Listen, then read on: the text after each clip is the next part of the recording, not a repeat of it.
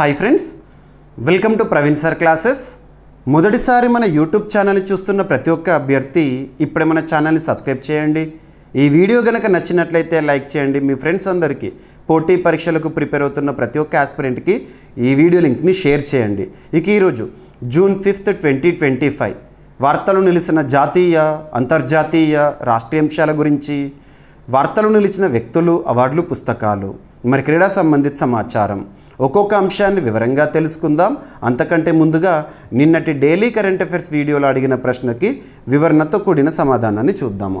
So ఇక్కడ ప్రశ్న వచ్చేసి, ఇటీవల తెలంగాణ రాష్ట్ర ఆతిథ్యంలో ముగిసిన మిస్ వరల్డ్ పోటీలకి సంబంధించి మిస్ వరల్డ్ 2025 విజేతగా ఎవరు నిలిచారు అంటే తన పేరేంటి, తను ఏ దేశానికి చెందినవారు. ఆల్రెడీ మన డైలీ కరెంట్ అఫైర్స్ వీడియోలో ఈ టాపిక్ గురించి ఇన్ డీటెయిల్గా డిస్కస్ చేయడం జరిగింది. జూన్ 1, 2025 డైలీ కరెంట్ అఫైర్స్ వీడియోని చూడండి.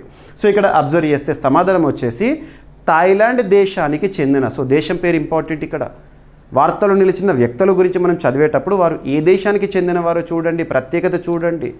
పోటీ పరీక్షల కోణంలో వారి యొక్క కంట్రీ ఏంటని కూడా ఫోకస్ చేస్తున్నారు. సో ఇక్కడ అబ్జర్వ్ చేస్తే థాయిలాండ్ దేశానికి చెందిన ఓపల్ సుచాత చువాంగ్శ్రీ గారు, ఓపల్ సుచాత చువాంగ్శ్రీ పేరు గుర్తుంచుకోండి, ఏదైనా ఒక వర్డ్ గుర్తుంచుకున్నా పర్లేదు.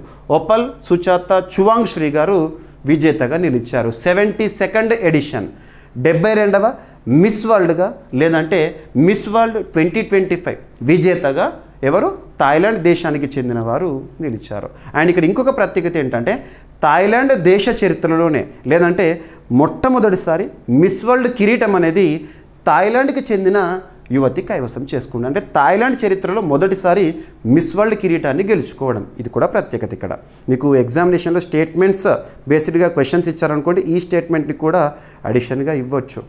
ఇక ఈ పోటీల్లో మన ఇండియాకి సంబంధించి ఎవరు పోటీ చేశారు, కంటెస్టెంట్ ఎవరు అని అడిగారు అనుకోండి, నందిని గుప్తా గారు. తను టాప్ 8లో లాస్ట్ 8లో చోటు పొందలేకపోయారు. ఓకేనా. సో విజేతని మాత్రం గుర్తుంచుకోండి. ఇక తెలంగాణ రాష్ట్ర ఆతిథ్యంలో మే 7 నుండి మే 31 వరకు అంగరంగ వైభవంగా ఈ పోటీలను నిర్వహించింది రాష్ట్ర ప్రభుత్వం. మనం చూసాము. ఓకేనా. తెలంగాణ జరూర్ ఆనా అని చెప్పేసి లోగో గురించి డిస్కస్ చేసాం. ఇవన్నీ కూడా ఎగ్జామినేషన్ పాయింట్ ఆఫ్ వ్యూలో ఇంపార్టెంట్. ఓకేనా, సరిపోతుంది. ఇక ఈరోజు ఫస్ట్ టాపిక్, అంతకంటే ముందు అభ్యర్థులందరూ కూడా మనం డైలీ కరెంట్ అఫైర్స్ వీడియోలో అడుగుతున్న ప్రశ్న ఏదైతే ఉంటుందో చాలా ఇంపార్టెంట్ క్వశ్చన్స్ అవి మీరు అబ్జర్వ్ చేసి ఉంటారు. వాటి యొక్క ఇంపార్టెన్స్ ఏంటి అని చెప్పేసి రీసెంట్గా ముగిసిన పోటీ పరీక్షల్లో డైరెక్ట్గా ఆ క్వశ్చన్స్ రిఫ్లెక్ట్ అవుతున్నాయి. మీకు ఆల్రెడీ లాస్ట్ 2 days బ్యాక్ కూడా ఒక వీడియోని కూడా స్పెషల్గా మీ ముందుకు తీసుకొచ్చాను, చూడండి అది. అండ్ ఇక్కడ అబ్జర్వ్ చేస్తే అభ్యర్థులు చాలామంది మన డైలీ కరెంట్ అఫైర్స్ వీడియోస్ని చూస్తున్నారు, వేలాది మంది అభ్యర్థులు చూస్తున్నారు. మరి డైలీ కరెంట్ అఫైర్స్ వీడియోలో అవుతున్న ప్రశ్న ఏదైతే ఉంటుందో చాలామంది సమాధానం ఇస్తున్నారు కామెంట్ బాక్స్లో, కామెంట్ రూపంలో వందలాది కామెంట్స్ వస్తున్నాయి. So very happy. బట్ నేను కోరుకునేది ఏంటంటే ప్రతిరోజు కూడా వీడియో చూస్తున్న ప్రతి ఒక్క ఆస్పిరెంట్ కూడా సమాధానాన్ని ఇచ్చే ప్రయత్నం చేయండి. రానున్న పోటీ పరీక్షలను దృష్టిలో ఉంచుకొని పలానా అంశాల నుండి తప్పనిసరిగా ప్రశ్నలు వస్తాయని వేటినైతే నేను భావిస్తున్నానో వాటిని ఇక్కడ క్వశ్చన్ రూపంలో మీకు డైలీ ఒకటి చొప్పున అడుగుతున్నాను. సో సమాధానం ఇస్తే ఒకవేళ తప్పైనా పర్లేదు, ఎంతవరకు తెలిసినా పర్లేదు, నెక్స్ట్ డే లాగు ఎక్స్ప్లెనేషన్ అనేది ఇస్తాను కాబట్టి మీకు క్లారిటీ అనేది వచ్చేస్తుంది. ఇక ఈరోజు ప్రశ్న వీడియో చివరిలో ఉంటుంది, ప్రతి ఒక్కరు కూడా సమాధానం ఇవ్వండి. ఇక ఫస్ట్ టాపిక్లోకి వెళ్ళే ముందు వీడియోని లైక్ చేయండి. మీ సపోర్ట్ అండ్ ఎంకరేజ్మెంట్ ఉంటే మరింత ఎనర్జీతో మీకు క్లాసెస్ని చెప్తూనే ఉంటాను. ఓకేనా.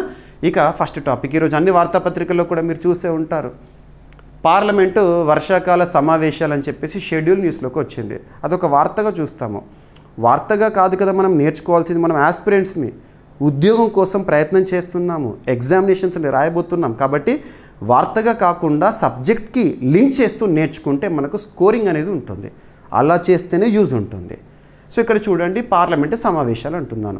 వర్షాకాల సమావేశాలు సర్వసాధారణంగా ఒక సంవత్సరం, ఒక క్యాలెండర్ ఇయర్ తీసుకున్నారనుకోండి, 3 సార్లు పార్లమెంట్ సెషన్స్ జరుగుతాయి. పార్లమెంట్ సమావేశాలు 3 సార్లు జరుగుతాయి. ఫస్ట్ వచ్చేసి బడ్జెట్ సమావేశాలను మనం చూస్తూ ఉంటాము. ఆ సమావేశాలు ఆ సెషన్స్లోనే కదా, బడ్జెట్ సెషన్స్లోనే కదా ఆర్థిక వ్యవహారాల శాఖ మంత్రి గారు బడ్జెట్ని ప్రవేశపెట్టాలని చూస్తాం. ఉదాహరణకి February 1, 2025 రోజున బడ్జెట్ని ప్రవేశపెట్టారు. ఇక నెక్స్ట్ వచ్చేసి మనది మాన్సూన్ బేస్డ్ కంట్రీ.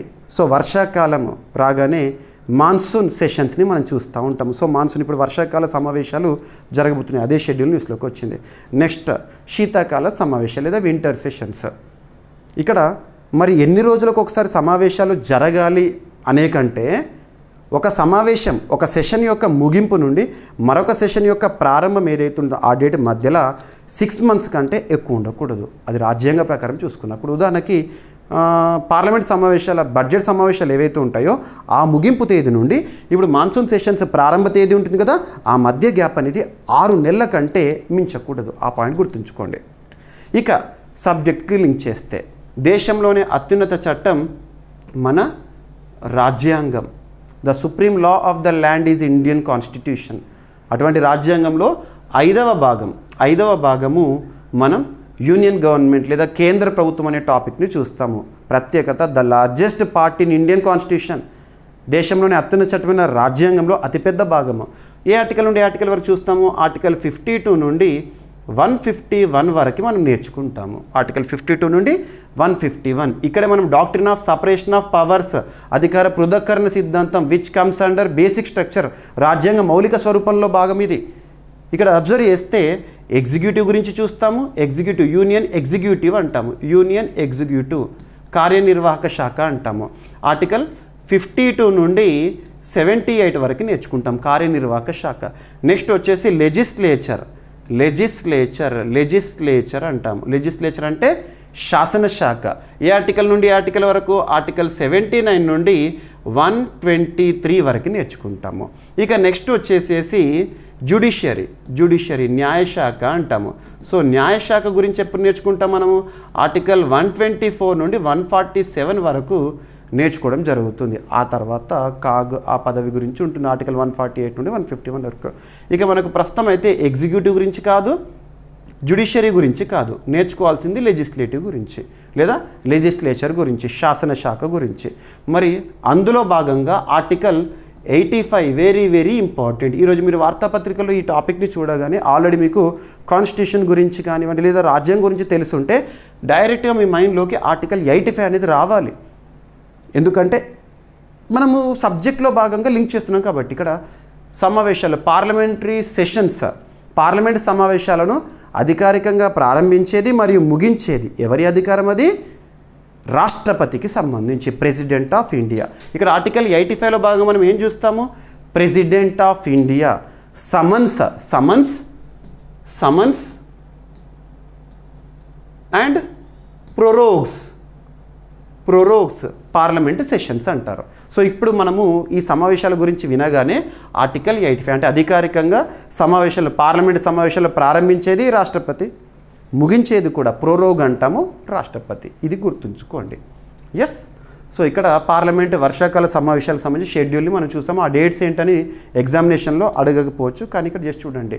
పార్లమెంట్ వర్షాకాల సమావేశాలు జూలై 21 నుంచి ఆగస్ట్ 12 వరకు జరగనున్నాయని చెప్పేసి షెడ్యూల్ వార్తల్లోకి వచ్చింది. ఈ తేదీలను ప్రభుత్వం అధికారికంగా ఖరారు చేసింది. ఓకేనా, గుర్తుంచుకోండి. ఇక పార్లమెంట్ సమావేశాలు సాధారణంగా ఏడాదికి 3 సార్లు జరుగుతాయి. మీకు ఆల్రెడీ ఎక్స్ప్లెయిన్ చేశాను నేను. ఎస్, బడ్జెట్, వర్షాకాల, శీతాకాల సమావేశాలు. ఇక రాజ్యాంగం ప్రకారం 2 సమావేశాల మధ్య 6 నెలలకు మించకుండా గ్యాప్ ఉండాలి. వర్షాకాల సమావేశాలు జూలై ఆగస్టు మధ్యకాలంలో సర్వసాధారణంగా జరుగుతాయి. ఆ సమయంలో మనం మాన్సూన్ చూస్తాము. పార్లమెంట్ సమావేశాలను రాష్ట్రపతి అధికారికంగా సమన్ చేస్తారు. ఇక్కడ ఆర్టికల్ 85 లింక్ చేసుకోవాలి. ఇక పార్లమెంటు సమావేశాల షెడ్యూల్ అజెండాను పార్లమెంటరీ వ్యవహారాల శాఖ, మినిస్ట్రీ ఆఫ్ పార్లమెంటరీ అఫైర్స్ వారు రూపొందిస్తారు. గుర్తుంచుకోండి. ఎనఫ్. సో ఈ విధంగా చదివితే మనకి ఎగ్జామినేషన్ పాయింట్ ఆఫ్ వ్యూలో కరెంట్ అఫైర్స్ కోణంలోనే కాదు, జనరల్ స్టడీస్ కోణంలో అప్డేటెడ్ ఇన్ఫర్మేషన్గా, కరెంట్ పాలిటీలో భాగంగా దీన్ని మనం చూడవచ్చు. So very very important. ఏదో ఒక టాపిక్ని ఏదో వార్తగా కాకుండా సబ్జెక్ట్లో వస్తున్న అప్డేటెడ్ ఇన్ఫర్మేషన్గా చదవండి. ఎనఫ్. ఇక షెడ్యూల్ అని అన్నాం కాబట్టి ఈరోజు వార్తాపత్రికలు మీరు ఇంకొక అంశాన్ని కూడా చూశారు. సో మనకి కులగణన అని చెప్పేసి, జాతీయ స్థాయిలో కులగణనను నిర్వహిస్తామని చెప్పేసి లాస్ట్ మంత్లో కేంద్ర ప్రభుత్వం సంచలన ప్రకటన చేసింది కదా, దానికి సంబంధించి కూడా షెడ్యూల్ని ప్రకటించింది. కులగణన 2 విడతల్లో కులగణనను నిర్వహిస్తారంట. 2 విడతల్లో. సో మొదటి విడత వచ్చేసేసి ఈ మంచు ప్రాంతాలు ఉంటాయి కదా, ఉత్తరాఖండ్, హిమాచల్ ప్రదేశ్, ఆ ప్రాంతాల్లో మొదటి విడతలో కంప్లీట్ చేస్తారంట. 2026 అక్టోబర్ 1న మొదటి విడత ప్రారంభమవుతుంది. ఇక నెక్స్ట్ వచ్చేసి రెండవ విడత వచ్చేసి 2027 మార్చి 1న ప్రారంభిస్తారంట. సో గుర్తుంచుకోండి, కులగణనకు సంబంధించి కూడా ఆల్రెడీ మనము మన రెగ్యులర్ కరెంట్ అఫైర్స్లోనే, డైలీ కరెంట్ అఫైర్స్లోనే ఆల్రెడీ డిస్కస్ చేసాము.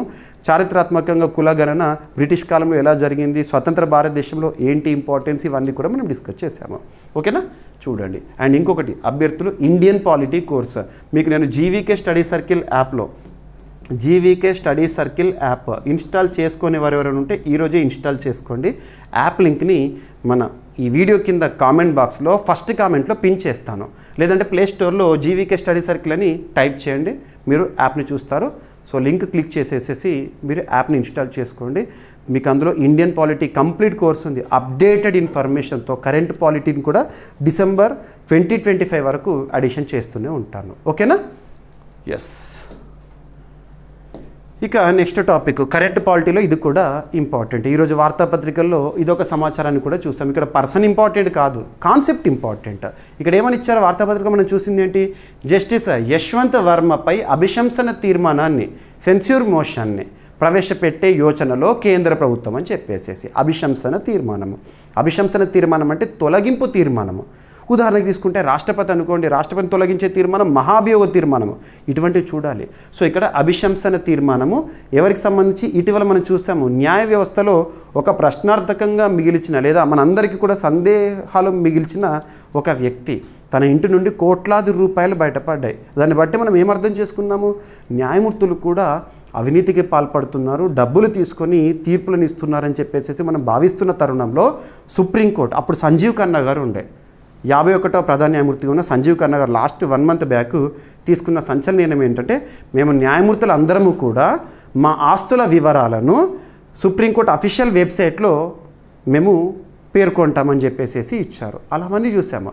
ఇక అవినీతి ఆరోపణలు ఎదుర్కొన్న జస్టిస్ యశ్వంత్ వర్మ పైన తొలగింపు తీర్మానాన్ని ప్రవేశపెట్టబోతున్నారని ఈరోజు వార్తాపత్రికలో మనం చూసాము. మరి దీన్ని సబ్జెక్ట్ లింక్ చేసుకోవాలి, అలా నేర్చుకుంటేనే కరెంట్ అఫైర్స్ అనేది ఆస్పిరెంట్స్ కోణంలో కంప్లీట్ అవుతుంది. ఇక్కడ మనం అబ్జర్వ్ చేయాల్సింది ఏంటి, దేశంలోనే అత్యున్నత చట్టం మన రాజ్యాంగం. రాజ్యాంగంలోనే 5వ భాగంలో సుప్రీంకోర్టుకి సంబంధించి చూస్తాం కదా. ఏ ఆర్టికల్ నుండి ఆర్టికల్ వరకు, ఆర్టికల్ 124 నుండి 147 వరకు చూస్తాం కదా. అందులో ఆర్టికల్ 124 తరచు మనం డిస్కస్ చేస్తున్నాం. ఇటీవలే న్యాయమూర్తుల నియామకం, సుప్రీంకోర్టులో 3 న్యాయమూర్తులు వచ్చారు. ఆర్టికల్ 124 క్లాస్ 1 ఏంటి, క్లాస్ 2 ఏంటి, క్లాస్ 6 ఏంటి, క్లాస్ 3 ఏంటి, ఇవన్నీ చూసాము. ఇక్కడ ఈరోజు వార్తల్లోకి వచ్చిన ఆర్టికల్ ఏంటంటే article 124 clause 4, article 124 clause 5. So న్యాయమూర్తులను, అది ఏ న్యాయమూర్తి అయినా సరే, భారతదేశంలో జ్యుడిషియరీ, సుప్రీంకోర్టు అయినా హైకోర్ట్స్ అయినా కూడా యూనియన్ లిస్ట్ పరిధిలోకి వస్తాయి, కేంద్ర జాబితాలోకి వస్తాయి. గుర్తుంచుకోండి, ఇక్కడ సుప్రీంకోర్టు ప్రధాన న్యాయమూర్తినేనా, ఇతర న్యాయమూర్తులైనా, లేదంటే దేశంలో ఒక్కొక్క రాష్ట్రంలో ఒక్కొక్క హైకోర్టు ఉంది కదా, ఆ హైకోర్టుకు ఉండే ప్రధాన న్యాయమూర్తి అయినా ఇతర న్యాయమూర్తులనైనా తొలగించడానికి రాజ్యాంగంలో ఈ ఆర్టికల్స్లో ప్రక్రియని పేర్కొనడం జరిగింది, ప్రక్రియని. సో ఇక్కడ సుప్రీంకోర్టుకు సంబంధించి మనము డిస్కస్ చేస్తున్నాము, అదే హైకోర్టుకు సంబంధించి కూడా వర్తిస్తుంది. సేమ్ ప్రొసీజర్ ఉంటుంది. ఎందుకంటే న్యాయమూర్తులను తొలగించడానికి ఎవరికి అధికారం ఉందంటే పార్లమెంటు. సుప్రీంకోర్టు అయినా హైకోర్టు అయినా పార్లమెంట్లోనే ప్రక్రియ కొనసాగుతుంది. కాబట్టి ఇక్కడ సింపుల్గా చెప్పేస్తున్నాను, సేమ్ ప్రొసీజర్. ఎవరిపైనైతే తొలగింపు తీర్మానం ప్రవేశపెట్టాలనుకుంటున్నారో దానికి కారణము. సో ఇక్కడ అబ్జర్వ్ చేస్తే ఆర్టికల్ 124 క్లాస్ 4 ఆధారంగా ఇన్కెపాసిటీ అండ్ మిస్బిహేవియర్ అనే పదాలను మెన్షన్ చేశారు. ఇన్కెపాసిటీ అండ్ మిస్బిహేవియర్ ఆధారంగా ఎవరైతే న్యాయమూర్తులు ఆరోపణలను ఎదుర్కొంటున్నారో వాళ్ళను తొలగించడానికి కారణంగా పేర్కొనవచ్చు. ఇక ప్రక్రియ అంతా కూడా ఈ 2 ఆర్టికల్స్ చూస్తాము. ఉదాహరణకి లోక్సభలో ప్రవేశపెట్టాలి తొలగింపు తీర్మానం అంటే లోక్సభలో 100 మంది సభ్యుల మద్దతు కావాలి ప్రవేశపెట్టడానికే. రాజ్యసభలో ప్రవేశపెట్టాలనుకుంటే రాజ్యసభలో 50 మంది మద్దతు అనేది కావాల్సిందే తప్పనిసరిగా. మరి అందులో భాగంగా సభాధిపతి ఎవరైతే ఉంటారో, ఏ సభలో అయితే ప్రవేశపెడతామో ఆ సభలో సభాధిపతి ఏం చేస్తారంటే దాన్ని ఆమోదించవచ్చు, ఓకే సభలో ప్రవేశపెట్టండి అని చెప్పొచ్చు, లేదంటే 3 సభ్య కమిటీకి సూచిస్తారు. త్రిసభ్య కమిటీలు ఎవరు ఉంటారంటే సుప్రీంకోర్టు ప్రధాన న్యాయమూర్తి లేదా ఇతర న్యాయమూర్తి లేదా జ్యుడిషియరీ నుండి ఇంపార్టెంట్ ఒక ఫేమస్ పర్సన్ అనేవారు ఉంటారు. వాళ్ళు ఎంక్వైరీ చేసేస్తారు అన్నట్టు ఎవరి మీద అయితే ఈ తొలగింపు తీర్మానం అనేది ప్రవేశపెట్టబడిందో నిజంగానే అందులో పేర్కొన్న కారణాలు అనేవి జెన్యూనా కాదా అని చెప్పేసి వారి సిఫార్సు ఆధారంగానే ఆ బిల్లు ప్రక్రియ ఏదైతే తొలగింపు ప్రక్రియ అనేది కొనసాగుతుంది సభలో. ఆ తర్వాత ఫైనల్గా 2/3 మెజారిటీ ఒక్కో సభలో ఏ సభలో ప్రవేశపెడితే ఆ సభలో 2/3 మెజారిటీ అంటే స్పెషల్ మెజారిటీతో ఆమోదించాలి తొలగింపు తీర్మానం. ఒక సభలో ఆమోదించబడిన బిల్లు ఇంకొక సభలోకి వస్తుంది. అలా 2 సభల్లో కూడా స్పెషల్ మెజారిటీతో గనక ఆమోదించబడితే తొలగింపు ప్రక్రియ అనేది సభ కోణంలో ముగిసినట్లే. అప్పుడు రాష్ట్రపతి వద్దకి ఆ తొలగింపు తీర్మానం వస్తే రాష్ట్రపతి సంతకంతో ఆ తొలగింపు అనేది అధికారికంగా ముగిసిపోతుంది. ఇదంతా కూడా ఇక్కడ మీకు సింపుల్గా కట్టే కొట్టే తెచ్చేలాగా చెప్పాను. ఎందుకంటే మనకు న్యూస్లో ఉంది కాబట్టి ఇక్కడ జస్ట్ ఎక్స్ప్లెనేషన్ అనేది ఉండాలి. ఎందుకంటే సబ్జెక్ట్ లింక్ చేయాలి. మీకు ఇండియన్ పాలిటీ క్లాసెస్లో దీనికి సంబంధించి చాలా డెప్త్గా ఇచ్చాను ఇన్ఫర్మేషన్, అదంతా కూడా చూస్తే సరిపోతుంది. సో సేమ్ ఇదే ప్రొసీజర్. తొలగింపుకు సంబంధించి ఏ ఆర్టికల్స్, కారణాలు ఏంటి, ఏ ఆర్టికల్లో ఉన్నాయి, ప్రక్రియ ఏంటి, ఎక్కడ ప్రవేశపెట్టాలి, ఎంతమంది మద్దతు కావాలి, అండ్ త్రిసభ్య కమిటీలో ఎవరు ఉంటారు, అండ్ ఆ తర్వాత సభలో ప్రవేశపెట్టిన తర్వాత ఎంత ఆమోదం అనేది జరగాలి. ఇది సరిపోతుంది. Enough. Yes. So Allahabad high court న్యాయమూర్తి, హైకోర్టు న్యాయమూర్తులైనా సుప్రీంకోర్టు న్యాయమూర్తులైనా ఎవరైనా కూడా తొలగింపు ప్రక్రియ అనేది సేమ్ పార్లమెంట్లోనే జరుగుతుంది. యశ్వంత్ వర్మపై పార్లమెంట్లో అభిశంసన తీర్మానం ప్రవేశపెట్టే అవకాశాలు అంటే సెన్స్యూర్ మోషన్ ప్రవేశపెట్టే అవకాశాలు ఉన్నాయి. రానున్న పార్లమెంటు వర్షాకాల సమావేశాల్లో ఈ తీర్మానాన్ని ప్రవేశపెట్టే దిశగా ఏర్పాట్లు జరుగుతున్నాయి. అభిశంసనకు అన్ని రాజకీయ పార్టీల ఏకాభిప్రాయాన్ని కూడగట్టేందుకు కేంద్ర ప్రభుత్వము ప్రయత్నిస్తోందంట. జస్టిస్ వర్మ నివాసంలో భారీ మొత్తంలో నగదు బయటపడడం తీవ్ర చర్చనీయాంశమైంది. ఎనఫ్. ఓకేనా. రాజ్యాంగంలోని ఆర్టికల్ 124 క్లాస్ 4 ప్రకారం న్యాయమూర్తులను అభిశంసించడం అనేది తొలగించడం అనేది జరుగుతుంది. పార్లమెంట్లో 2/3 ఓకేనా తీర్మానం ఆమోదైతే న్యాయమూర్తి తొలగింపునకి గురవచ్చు. గుర్తుంచుకోండి. ఎస్. ఇప్పటివరకు మరి ఎవరైనా తొలగించబడ్డారా అంటే తుది దశకు వచ్చింది, కానీ అఫీషియల్గా పూర్తి ప్రక్రియ అనేది ఎవరి విషయంలో కూడా జరగలేదు. గతంలో జస్టిస్ వి రామస్వామి 1993లో, జస్టిస్ సౌమిత్రా సేన్ 2011లో అభిశంసన ప్రక్రియను ఎదుర్కొన్నారు, కానీ ముగింపు వరకు అది కొనసాగలేదు. ఓకేనా. న్యాయమూర్తులపై అభిశంసనకు మొదటిసారి లోక్సభలో కనీసం 100 మంది లేదా రాజ్యసభలో అయితే 50 మంది సభ్యుల మద్దతుతోనే తీర్మానం ప్రవేశపెట్టాలి. గుర్తుంచుకోండి. సో ఇదంతా కూడా మనకు కరెంట్ పాలిటీలో ఇంపార్టెంట్. ఇలా ఒక్క టాపిక్ హెడ్డింగ్ చూసామంటే దాన్ని లింక్ చేసుకుంటూ పోవాలి. ఇంకా కూడా ఇక్కడ మీకు ప్రత్యేకత చెప్పచ్చు. సో జడ్జెస్ ఎంక్వైరీ యాక్ట్ ఏ సంవత్సరం అని అడుగుతారు, 1968 ఆధారంగా. సో ఇటువంటివి మనం లింక్ చేసుకుంటే సరిపోతుంది. ఎస్. ఇక నెక్స్ట్, ఒక అంతర్జాతీయ కూటమికి లేదా అంతర్జాతీయ సంస్థకి భారత్ అధ్యక్షత వహించబోతోందని చెప్పేసి ఇటువంటి టాపిక్స్ చూస్తే ఆ సంస్థ పేరు ఇక్కడ మీకు యాక్రోనిమ్ లేదా అబ్రివేషన్ చూడాలి. దీని యొక్క ప్రధాన కేంద్రం ఎక్కడ, దీని యొక్క ప్రధాన కేంద్రం ఇక్కడ. ఈరోజు భారత అధ్యక్షతన వార్తల్లోకి వచ్చింది కాబట్టి ప్రధాన కేంద్రం ఎక్కడ, ఏ సంవత్సరంలో స్థాపించబడింది, ఇందులో భారతదేశం ఫౌండింగ్ మెంబరా లేదా మధ్యలో చేరిందా, ఏ సంవత్సరంలో చేరింది, మరియు దీని యొక్క ప్రత్యేకతలు ఏంటివి చూస్తే సరిపోతుంది. ఆ పాయింట్స్ పైనే ఎగ్జామినర్ మనకి ఎగ్జామినేషన్లో క్వశ్చన్స్ అడుగుతారు. సో అంతర్జాతీయ పరిపాలనా విజ్ఞాన సంస్థ IIASకి అధ్యక్షత వహించనున్న భారత్, లేదంటే ఇంగ్లీష్లో international institute of administrative sciences, international institute of administrative సైన్సెస్కి అధ్యక్షతను భారత్ గెలుచుకుంది. ఇటీవల ఎన్నిక జరిగింది అధ్యక్ష బాధ్యతల కోసము. ఫైనల్గా భారత్ వర్సెస్ ఆస్ట్రియా ఈ 2 దేశాలు పోటీ చేసినాయి. భారత్కి అవుట్ ఆఫ్ 141లో 87 ఓట్లు అనేవి రావడం జరిగింది. భారత్ అధ్యక్ష బాధ్యతలు గెలుచుకోవడం జరిగింది. ఈ IIASలో ఇంటర్నేషనల్ ఇన్స్టిట్యూట్ ఆఫ్ అడ్మినిస్ట్రేటివ్ అంటే పరిపాలనకు సంబంధించి అడ్మినిస్ట్రేటివ్ సైన్సెస్లో మొత్తం 31 సభ్య దేశాలు, 20 జాతీయ విభాగాలు, 15 అకాడమిక్ పరిశోధన కేంద్రాలు అనేవి ఉన్నాయి అంట. మరి భారత్ ఈ సంస్థ, ఈ అంతర్జాతీయ సంస్థలో ఎప్పటి నుండి సభ్యత్వంతో ఉంది అంటే 1998 నుంచి IIASలో సభ్యదేశంగా భారత్ కొనసాగుతోంది. ఓకేనా. ఇక భారత్తో పాటు మిగతా కొన్ని ఇంపార్టెంట్ కంట్రీస్ పేర్లు కూడా ఇక్కడ మెన్షన్ చేశాను. ఇక IIASకు ఐక్యరాజ్య సమితితో సన్నిహిత సంబంధాలు అనేవి ఉన్నాయంట. UN పబ్లిక్ అడ్మినిస్ట్రేషన్ నెట్వర్క్ పరిపాలనా నిపుణుల కమిటీ IAS తరచుగా పాల్గొంటుంది. ఎనఫ్. సో దీనికి సంబంధించి లాస్ట్ నవంబర్లోనే ఒక టాపిక్ని మనం చూసాము. 2025-28 అధ్యక్ష పదవికి, ఈ కాలానికి భారత అధ్యక్ష బాధ్యతలు, అధ్యక్ష పదవికి భారత్ తరపున ప్రధానమంత్రి మోదీ గారు నవంబర్ 2024లో పరిపాలనా సంస్కరణల శాఖ కార్యదర్శి వి శ్రీనివాస్ గారిని అభ్యర్థిగా నామినేట్ చేయడం జరిగింది. 2025 ఫిబ్రవరిలో జరిగిన ఎన్నికల్లో భారత్తో పాటు దక్షిణాఫ్రికా, ఆస్ట్రియా, బహ్రెయిన్ అభ్యర్థులు పోటీ చేశారు. చివరకు భారత అభ్యర్థి విజయం సాధించారు ఆస్ట్రియా పైన. గుర్తుంచుకోండి, ఎనఫ్. ఇక IIAS, international institute of administrative sciences అనేది 1930లో స్థాపించబడింది, 1930లో స్థాపించబడింది. ప్రధాన కార్యాలయం వచ్చేసి బ్రసెల్స్ ఎక్కడ, బెల్జియంలో. ఇక్కడ మనకు నాటో హెడ్ క్వార్టర్ కూడా ఉంటుంది, North Atlantic Treaty Organization. IAS ప్రపంచవ్యాప్తంగా పబ్లిక్ అడ్మినిస్ట్రేషన్, గవర్నెన్స్ రంగాల్లో పరిశోధనలను ప్రోత్సహిస్తుంది. పరిపాలనా సంస్కరణల శాఖ కేంద్ర ప్రభుత్వ కార్యకలాపాల్లో పరిపాలన సంస్కరణలు మొదలగు సంబంధించిన కార్యక్రమాలను నిర్వహిస్తుందంట. ఇక సూపర్లేటివ్ టాపిక్, ప్రపంచంలోనే లేదా భారతదేశంలోనే లేదా ఆసియాలోనే మొట్టమొదటి, అతిపెద్ద, అతి పొడవైన, అతి చిన్న, ఇటువంటి అతి ఎత్తైన, ఇలాంటి ప్రత్యేక పదాలతో కూడిన కరెంట్ అఫైర్స్ని మనం సూపర్లేటివ్స్గా డిస్కస్ చేస్తున్నాం. ఇక్కడ అదే సూపర్లేటివ్ టాపిక్ న్యూస్లోకి వచ్చింది.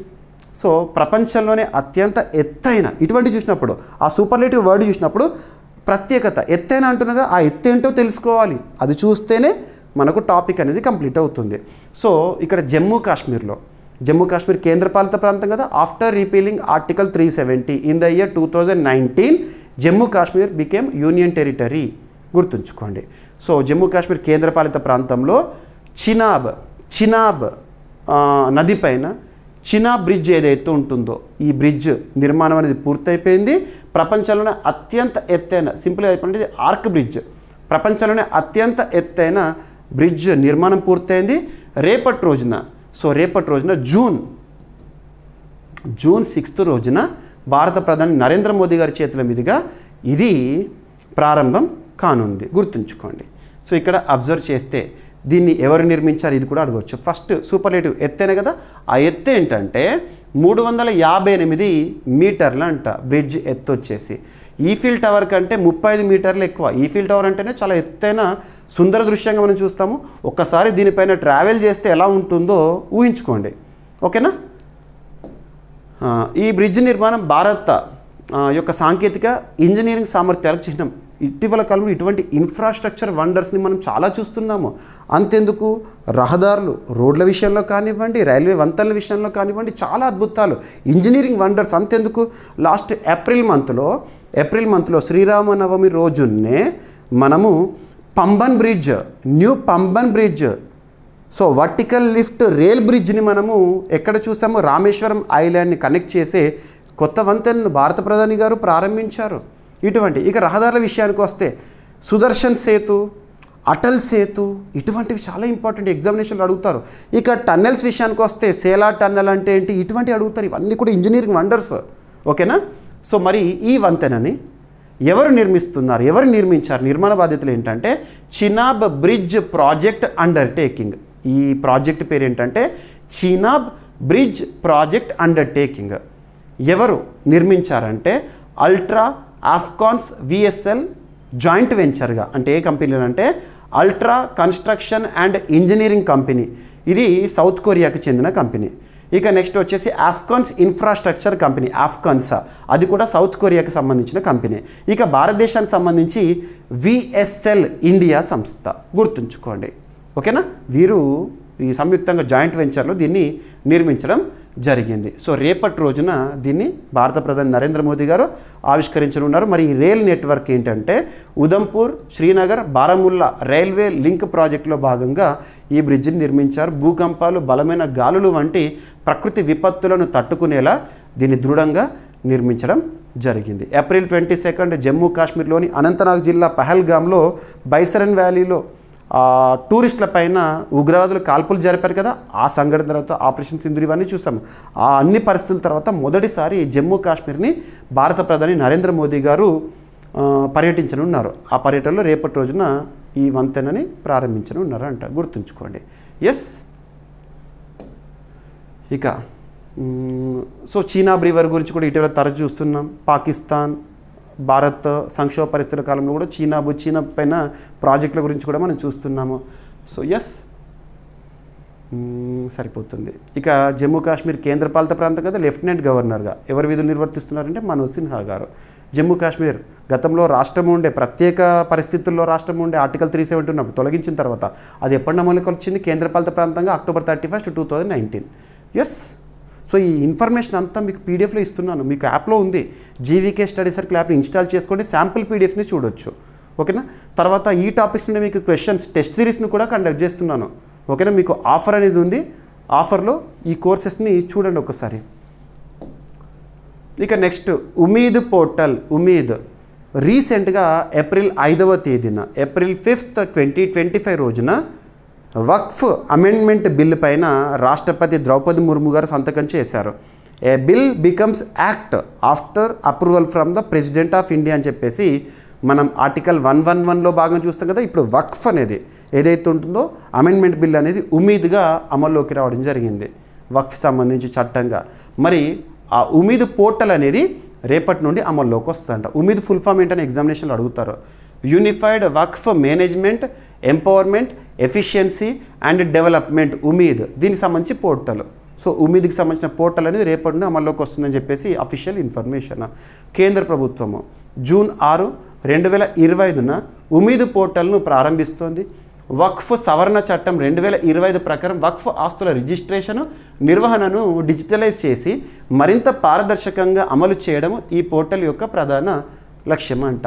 ఉమీద్ ఫుల్ ఫామ్ గుర్తుంచుకోండి.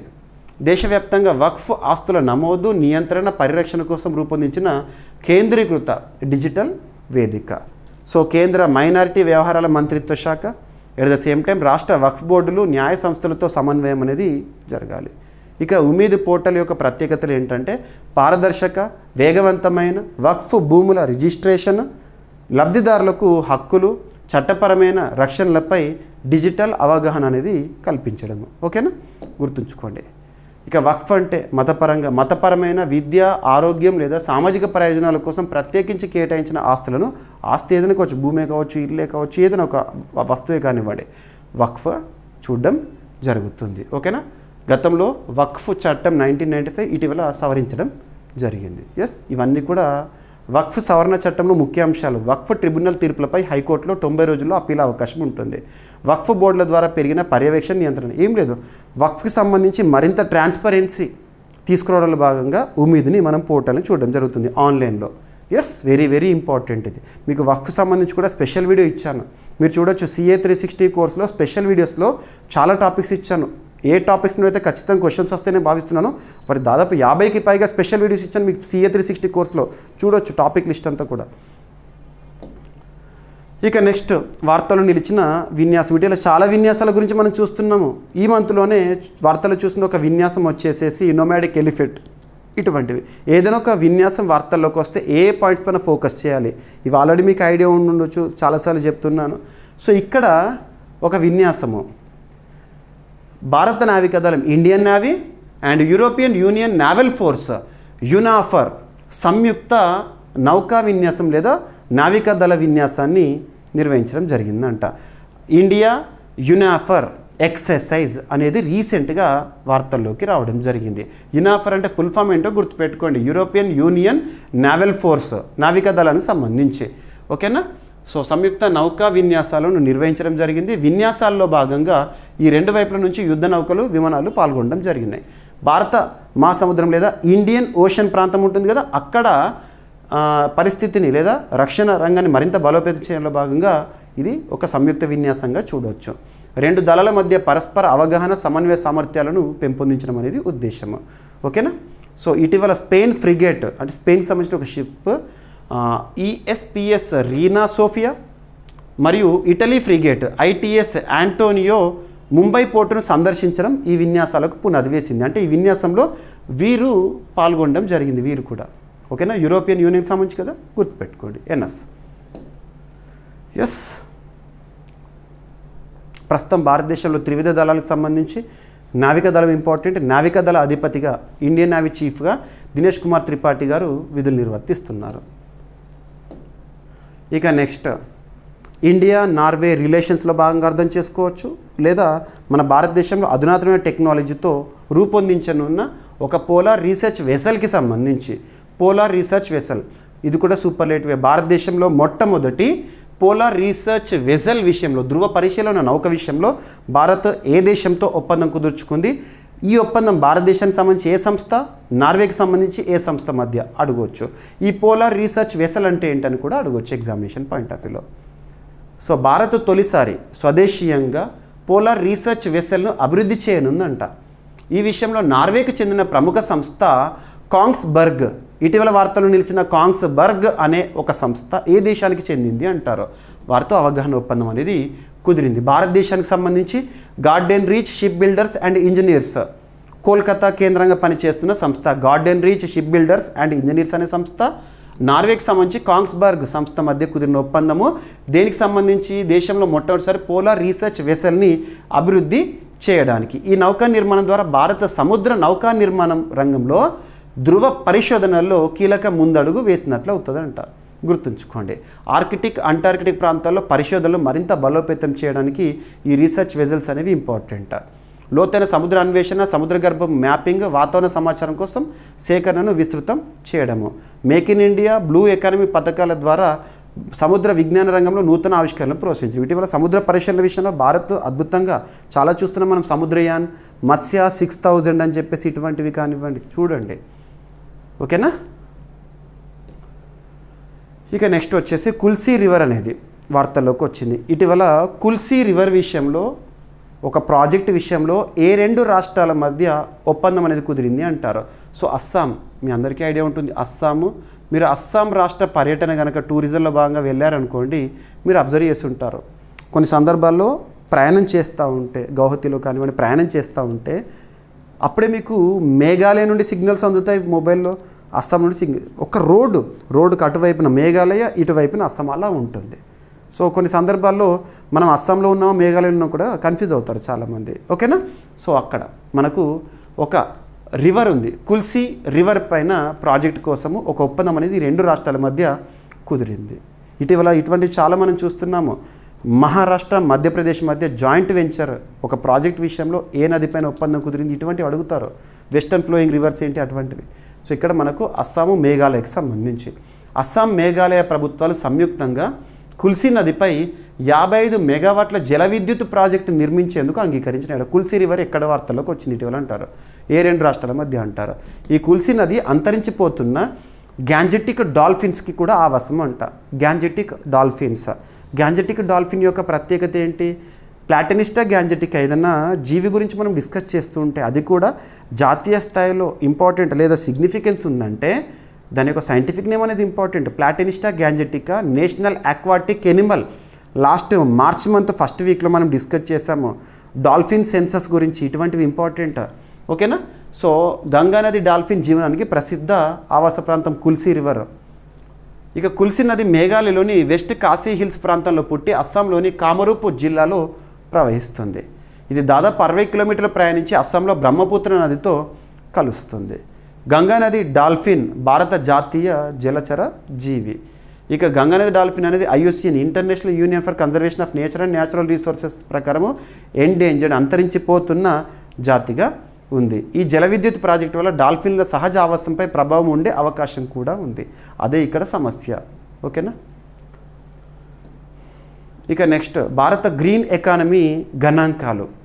ఇటీవల ఒక రిపోర్ట్ అనేది న్యూస్లోకి వచ్చింది. గ్రీన్ ఎకానమీ, మనము రెన్యూవబుల్ ఎనర్జీ, గ్రీన్ ఎకానమీ వైపు పరుగులు తీస్తున్నాం కదా. ఇక్కడ రిపోర్ట్ ఎవరు? సో నోయిడా కేంద్రంగా పనిచేసిన NLB సర్వీసెస్ అనే సంస్థ రీసెంట్గా ఒక రిపోర్ట్ రిలీజ్ చేసింది. ఆ రిపోర్ట్లో పేర్కొన్న గణాంకాల ప్రకారము భారత్లో 2027 నుండి 28 ఆర్థిక సంవత్సరం 2027-2028 ఫినాన్షియల్ ఇయర్లో 7.29 అనాలి 7.29 మిలియన్ల గ్రీన్ ఉద్యోగాలు. సో గ్రీన్ ఎకానమీలో భాగంగా 2047 నాటికి 35 మిలియన్ల గ్రీన్ ఉద్యోగాలు కల్పించే అవకాశం ఉందంట. ఓకేనా? గ్రీన్ ఎకానమీ అంటే పర్యావరణ ప్రమాదాలను తగ్గించే, పర్యావరణ పరిరక్షణకు తోడ్పడే, తక్కువ కార్బన్ ఉద్గారాలు, వనరుల సమర్థ వినియోగం ద్వారా ఉపాధి కల్పించే ఆర్థిక వ్యవస్థనే గ్రీన్ ఎకానమీ అంటాము. ఇటీవల చాలా పదాలు చూస్తున్నాం మనం. గ్రీన్ ఎకానమీ అంటే ఏంటి, బ్లూ ఎకానమీ అంటే ఏంటి, వీటన్నీ చూడండి. ఇక నివేదికలో ముఖ్యాంశాలు, వీళ్ళు ఇచ్చిన నివేదికలో ముఖ్యాంశాలు ఏంటంటే 2027-28 ఆర్థిక సంవత్సరం నాటికి గ్రీన్ ఉద్యోగాల అంచనా 7.29 మిలియన్లు అంట. 2047 నాటికి 35 మిలియన్లు. ఇక గ్రీన్ ఎకానమీ విలువ వాల్యూ వచ్చేసి అంచనా 2030 నాటికి $1 ట్రిలియన్, 2070 నాటికి $15 ట్రిలియన్ నెట్ జీరో లక్ష్యాలకు సహకారము. ఎస్, సరిపోతుంది. ఎగ్జామ్లో అడగవచ్చు. ఇక NLB సర్వీసెస్ అనే సంస్థ ప్రత్యేకంగా అంతర్జాతీయ ఉపాధి నైపుణ్య సేవల సంస్థ. ఇక టైర్ 2, టైర్ 3 నగరాల్లో 35-40% గ్రీన్ ఉద్యోగాలను సృష్టించడం జరుగుతుందంట. ఎస్, భారత నెట్ జీరో లక్ష్యం ఏ సంవత్సరం అంటారు? 2070. ఇక నెక్స్ట్ వచ్చేసేసి ఈరోజు వరల్డ్ ఎన్వైర్న్మెంట్ డేగా మనం చూస్తున్నాం. చాలా గ్రీన్ టాపిక్స్ ఉన్నాయి ఇక్కడ. సింపుల్గా చెప్పాలంటే ఎన్వైర్న్మెంట్కి సంబంధించిన టాపిక్స్ ఇవన్నీ కూడా. సో హిమాచల్ ప్రదేశ్లో తొలి సోలార్ మోడల్ గ్రామం అనేది ఇటీవల వార్తలోకి వచ్చింది. డైరెక్ట్గా గ్రామం పేరు గుర్తుంచుకోండి. అంటే మ్యాక్సిమం సౌరశక్తి ఆధారంగా నడుస్తున్న ఒక గ్రామంగా చెప్పొచ్చు, వెలుగుతున్న గ్రామంగా చెప్పొచ్చు. ఆ గ్రామము హిమాచల్ ప్రదేశ్ రాష్ట్రంలోనే మొట్టమొదటి సోలార్ విలేజ్గా న్యూస్లోకి వచ్చింది. ఆ గ్రామం పేరు వచ్చేసి రాజాకాస్. ఇటీవల వార్తల్లోకి వచ్చిన రాజాకాస్ అనే ఒక విలేజ్ ఎక్కడ ఉంది అంటారు? హిమాచల్ ప్రదేశ్ రాష్ట్రంలో ఉంది. సో ఇక్కడ సౌరశక్తి ద్వారానే మ్యాక్సిమం ఎనర్జీ అనేది జరుగుతుందంట. సో హిమాచల్ ప్రదేశ్లోని కాంగ్రా డిస్టిక్లో రాజాకాస్ అనే గ్రామం రాష్ట్రంలో మొదటి సోలార్ మోడల్ గ్రామంగా ప్రకటించబడింది. సోలార్ మోడల్ అంటే ఆ గ్రామాన్ని మోడల్గా తీసుకొని మిగతా గ్రామాల్లో కూడా సౌరశక్తికి ఇంపార్టెన్స్ ఇవ్వడము. ఈ గ్రామాన్ని గ్రామీణ ప్రాంతాల్లో విద్యుత్ స్వయం సమృద్ధి సాధన లక్ష్యంతో ఎంపిక చేశారు. కేంద్ర ప్రభుత్వం ప్రవేశపెట్టిన 2024 జనవరి 22వ తేదీన అయోధ్యలో బాలరాముని ప్రార్థన ప్రతిష్ఠ జరిగిన రోజే సాయంత్రం పూట భారత ప్రధాని నరేంద్ర మోదీ గారు ఒక స్టేట్మెంట్ ఇచ్చారు. PM సూర్య ఘర్ అని చెప్పేసి.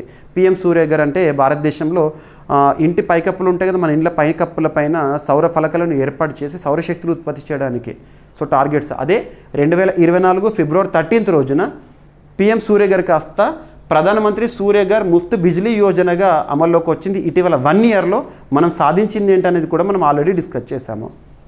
ఇక ఎస్, సో గ్రామంలో సోలార్ మౌలిక సదుపాయాల ఏర్పాటు కోసము ₹1 కోటి కేంద్ర నిధులను అందించడం జరిగింది. సోలార్ విద్యుత్ ప్లాంట్, సోలార్ వీధి దీపాలు, వాటర్ హీటర్లు ఏర్పాటు చేస్తున్నారు ప్రాంతంలో. ఇక భారతదేశంలోనే అతిపెద్ద green hydrogen plant. So green ఇది కూడా ఎన్వైర్న్మెంట్లో ఇంపార్టెంట్. ఎవరు ఏర్పాటు చేయనున్నారు, ఎక్కడ ఏర్పాటు చేయనున్నారు, రాష్ట్రం ఏంటి, ప్రాంతం ఏంటో చూస్తే సరిపోతుంది. దేశంలోని అతిపెద్ద గ్రీన్ హైడ్రోజన్ ప్లాంట్ అనేది హర్యానాలోని పానిపట్లో ఏర్పాటు చేయనున్నారు. హర్యానాలోని పానిపట్ రిఫైనరీ అండ్ పెట్రోకెమికల్ కాంప్లెక్స్లో దేశంలోని అతిపెద్ద గ్రీన్ హైడ్రోజన్ ప్లాంట్ ఏర్పాటుకు సన్నాహాలు చేస్తోంది. ఏ సంస్థ అంటే Indian oil corporation limited. Indian oil corporation limited important. మీకు ఎగ్జామినేషన్లో కొన్ని సంస్థలకు సంబంధించి ఫిక్కీకి సంబంధించి అని మీకు తరచు చెప్తున్నాను. ఫిక్కీకి సంబంధించి కానివ్వండి, LICకి సంబంధించి కానివ్వండి, లేదంటే IOCLకి సంబంధించి కానివ్వండి, ఇటువంటి సంస్థలకు సంబంధించి కూడా నూతనంగా CMDగా కానివ్వండి లేదా MDగా కానివ్వండి ఎవరైనా వ్యక్తులు నియమితులతో వార్తలోకి వచ్చారంటే వారి పేర్లను కూడా మీకు చెప్తూ వచ్చాను. రీసెంట్గా చూశారు, ఆ క్వశ్చన్స్ అన్నీ రిఫ్లెక్ట్ అయినాయి. రీసెంట్గా ఏపీలో జరిగిన ఎగ్జామినేషన్లో మీకు ఆల్రెడీ క్వశ్చన్ పేపర్ కూడా నేను ఎక్స్ప్లెయిన్ చేశాను, ప్రూఫ్ చూపించాను. సో ఇక్కడ IOCL సంబంధించి అడిగిన ప్రశ్న ఏంటంటే చైర్మన్గా ఎవరున్నారని చెప్పేసి అరవిందర్ సింగ్ సాహానే. సో ఇటువంటి పేర్లు మీకు ఆల్రెడీ చెప్తున్నాను, ఈ స్టాటిక్లో కవర్ అవుతున్నాయి అన్నీ. ఓకేనా? IOCL ఏర్పాటు చేయబోతుంది. గ్రీన్ హైడ్రోజన్ ఉత్పత్తి సామర్థ్యం వచ్చేసి ప్రతి ఏటా కూడా 10,000 టన్నులుగా నిర్ణయించారంట. 2027 డిసెంబర్ నాటికి ప్లాంట్ ప్రారంభమయ్యే అవకాశం ఉంది. దేశంలోని అతిపెద్ద గ్రీన్ హైడ్రోజన్ ప్లాంట్ ఎప్పటి వరకు ప్రారంభం కానుంది, ఎక్కడ, ఎవరు ఏర్పాటు చేయనున్నారు, ఎనఫ్. ఓకేనా? ఇక గ్రీన్ హైడ్రోజన్ అంటే పునరుత్పాదక ఇంధన వనరులతో సౌర పవన ఉత్పత్తి హైడ్రోజన్ గుర్తుంచుకోండి. ఇక ఇండియన్ ఆయిల్ కార్పొరేషన్ అనేది 1959లో ఏర్పాటైంది. కేంద్ర ప్రభుత్వ సంస్థ, న్యూఢిల్లీలో ప్రధాన కేంద్రంగా ఉంది. చమురు కంపెనీలో పెద్ద కంపెనీ. ఇక ఆరావళి మౌంటైన్ రేంజెస్ గురించి మనం తరచూ వింటూ ఉంటాము. ఎక్కడి నుండి ఎక్కడికి విస్తరించింది, ఇదంతా జాగ్రఫీలో ఇంపార్టెంట్. మ్యాప్ పాయింటింగ్ అనేది ఇంపార్టెంట్ ఇటువంటి వాటికి. సో మీకు ఏదైనా వార్తలు నిలిచిన ప్రాంతం కానీ దేశం కానీ మనం డిస్కస్ చేస్తున్నామంటే ఆ మ్యాప్ పాయింట్గానే చూపిస్తున్నాను, అంతర్జాతీయ అంశాలైనా జాతీయ అంశాలైనా.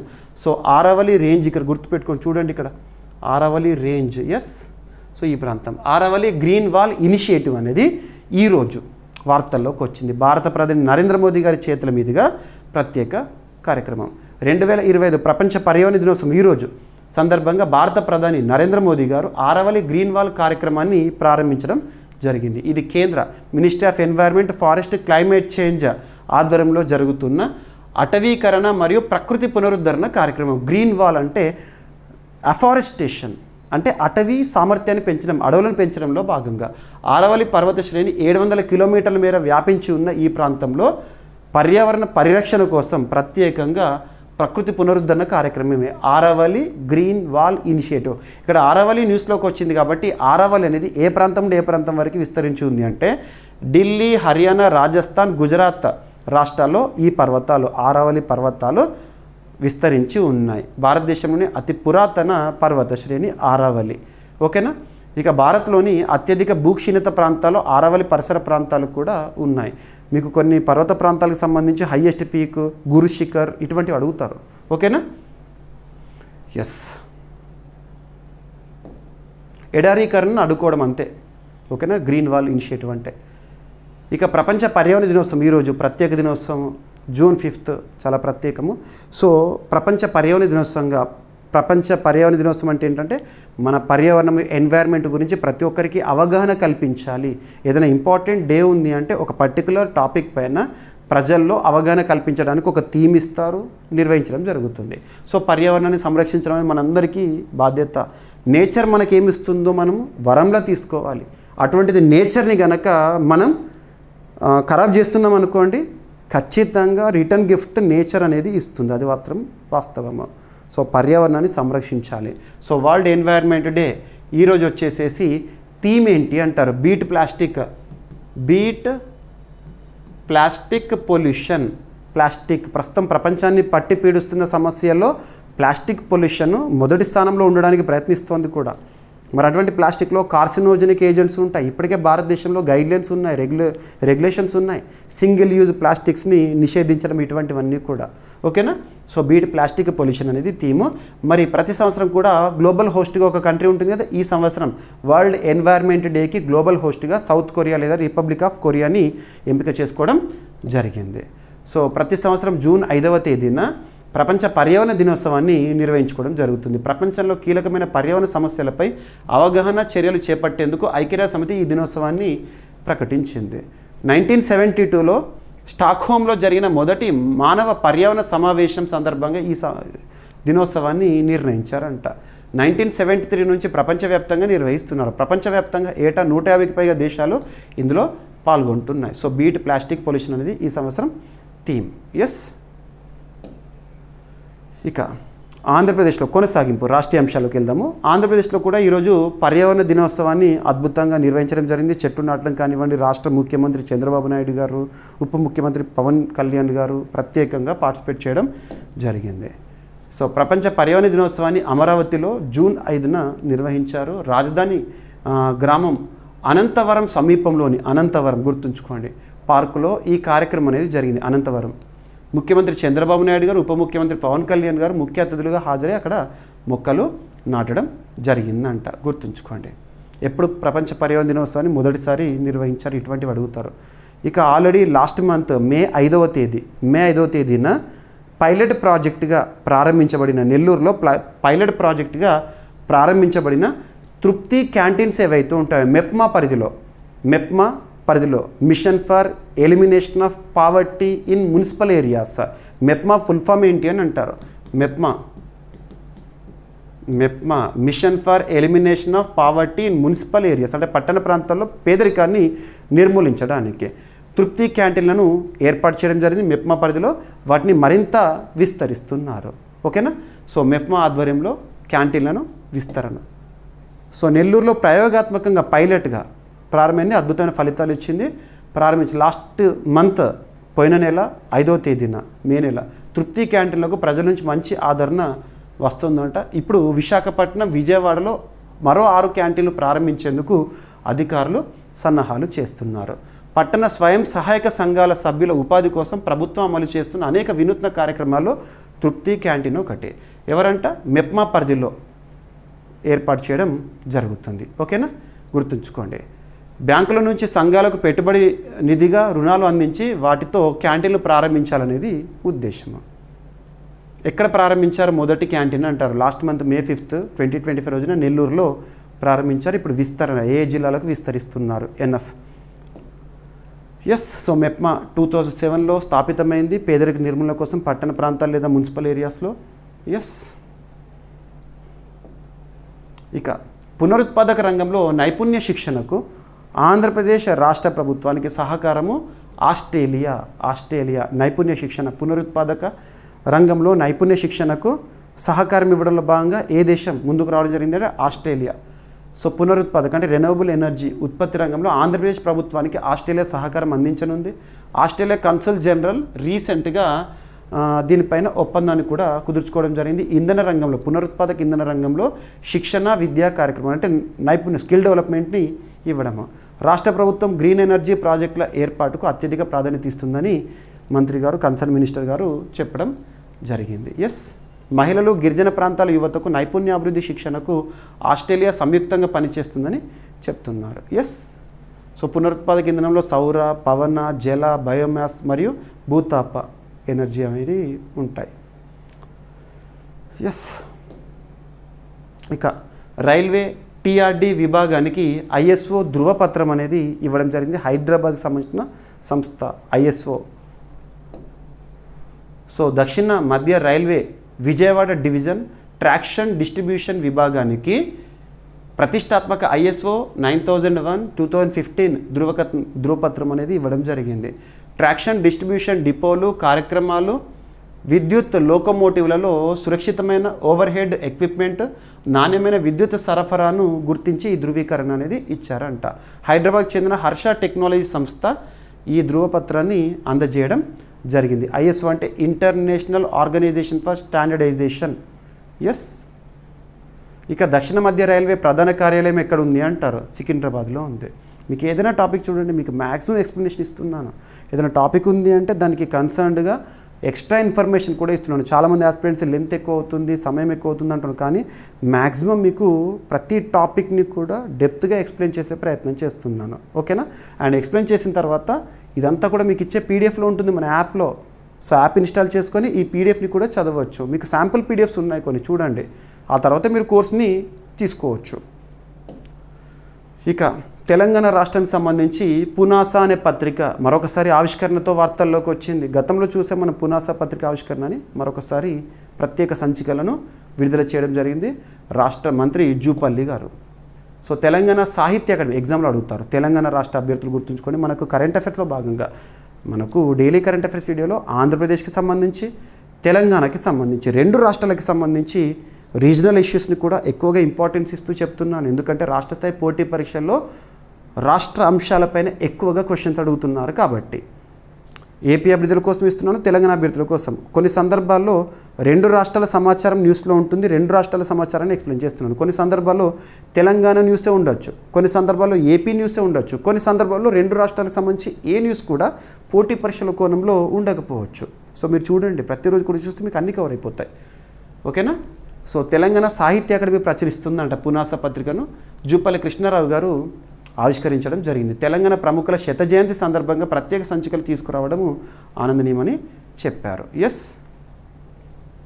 ఇక తెలంగాణ సాహిత్య అకాడమీ తీసుకొచ్చింది కదా. సాహిత్య అకాడమీ అనేది 1962లో స్థాపించబడింది. ఇక ఈరోజు ప్రశ్న. సో వీడియో చూస్తున్న ప్రతి ఒక్క ఆస్పిరెంట్ కామెంట్ బాక్స్లో కామెంట్ రూపంలో సమాధానాన్ని ఇవ్వండి. వింగ్స్ ఇండియా 2026 అంటే నెక్స్ట్ ఇయర్ జనవరిలో ఎక్కడ జరగనుంది? రీసెంట్గా వార్తల్లోకి వచ్చింది. Concern minister of civil aviation Rammohan Naidu గారు షెడ్యూల్ని ఇచ్చారు. సో వింగ్స్ ఇండియా 2026 ఎక్కడ జరగనుంది? ఈ వింగ్స్ ఇండియా యొక్క ప్రత్యేకత ఏంటి? మీకు ప్రత్యేకం ఏదనిపిస్తుంది కామెంట్ బాక్స్లో తెలియజేయండి. ఓకేనా? ఇక ఈరోజు టాపిక్స్ని మనం క్విక్ రివిజన్ చేస్తే, ఫస్ట్ వచ్చేసి పార్లమెంట్ మాన్సూన్ సెషన్స్. ఇక జస్టిస్ యశ్వంత్ వర్మ పైన అభిశంసన తీర్మానం కాన్సెప్ట్ చూసాము. అండ్ అంతర్జాతీయ పరిపాలనా విజ్ఞాన సంస్థ IIAS లేదంటే ఇంటర్నేషనల్ ఇన్స్టిట్యూట్ ఆఫ్ అడ్మినిస్ట్రేటివ్ సైన్సెస్కి భారత అధ్యక్షత బాధ్యత. అండ్ చినాబ్ రైల్వే బ్రిడ్జ్ ప్రారంభం రేపటి రోజున, ప్రత్యేకత world's highest. And ఉమీద్ portal June 6 నుండి అమల్లోకి రానుంది.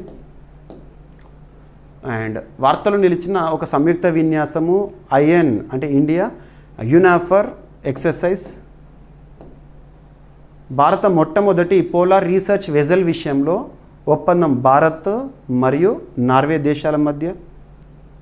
అండ్ వార్తలు నిలిచిన కుల్సీ రివర్ ప్రాజెక్ట్ ఒప్పందం అస్సాము మేఘాలయ 2 రాష్ట్రాల మధ్య. ఆ నది దేనికి ప్రత్యేకమో గుర్తుపెట్టుకోండి. అండ్ భారతదేశంలో గ్రీన్ ఎకానమీ ఎలా ఉంది ప్రస్తుతం అని చెప్పేసి ఎన్ఎల్ఎస్ సర్వీసెస్ వారు ఇచ్చిన నివేదిక. అండ్ హిమాచల్ ప్రదేశ్లో తొలి సోలార్ గ్రామంగా ఇటీవల రాజా ఖాస్ న్యూస్లోకి వచ్చింది.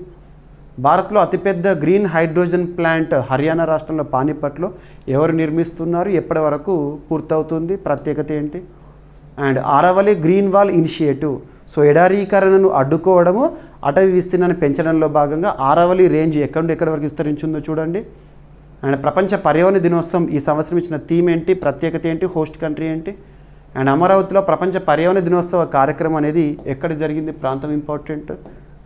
ఇక తృప్తి క్యాంటీన్స్ పైలట్ ప్రాజెక్టులో భాగంగా లాస్ట్ మంత్ May 5th ఎక్కడ ప్రారంభింది, ఇప్పుడు ఏ జిల్లాలకు విస్తరించనున్నారు, ప్రత్యేకత. మెప్మా పరిధిలో. మెప్మా అంటే ఏంటి. అండ్ పునరుత్పాదక రంగంలో నైపుణ్య శిక్షణకు ఏ దేశ సహకారం అనేది అందిస్తుంది, ఆంధ్రప్రదేశ్ రాష్ట్రంలో. అండ్ రైల్వే టీఆర్డీ విభాగానికి విజయవాడకు సంబంధించి ISO ధృవీకరణ పత్రం అనేది న్యూస్లోకి వచ్చింది. పునాసా పత్రిక ఆవిష్కరణ. పునాసా పత్రిక తెలంగాణ రాష్ట్రానికి సంబంధించి సంస్కృతిలో భాగము, తెలంగాణ సాహిత్య అకాడమీ ప్రచురించింది. ఇక ఈరోజు ప్రశ్న, వింగ్స్ ఇండియా 2026 ఎక్కడ జరగనుంది, ఈ ప్రత్యేకత ఏంటి. సో ప్రతి ఒక్కరు ఏమైనా మిస్లేనియస్ టాపిక్స్ ఉన్నాయనుకోండి, నో నీడ్ టు వర్రీ, మీకు అడిషన్ చేసి రేపటి క్లాస్లోనే ఇస్తాను. మ్యాక్సిమం నేను ఇచ్చే ప్రయత్నమే చేస్తున్నాను. ఏమైనా మిస్లేనియస్ ఉన్నా కూడా రేపటి క్లాస్లో జోడించి చెప్తాను. No need to worry. రేపటి క్లాస్లో కలుద్దాము. ప్రతి ఒక్కరు కూడా వీడియోని లైక్ చేయండి, మీ ఫ్రెండ్స్ అందరికి వీడియో లింక్ని షేర్ చేయండి. మీరు నాకు ఇచ్చే సపోర్ట్, ఎంకరేజ్మెంట్ అండ్ కామెంట్ బాక్స్లో ఆన్సర్ అనేది ఇవ్వండి, లేదంటే వీడియో పట్ల ఫీడ్బ్యాక్ని రాయండి. ఓకేనా, రేపు కలుద్దాం. Thank you.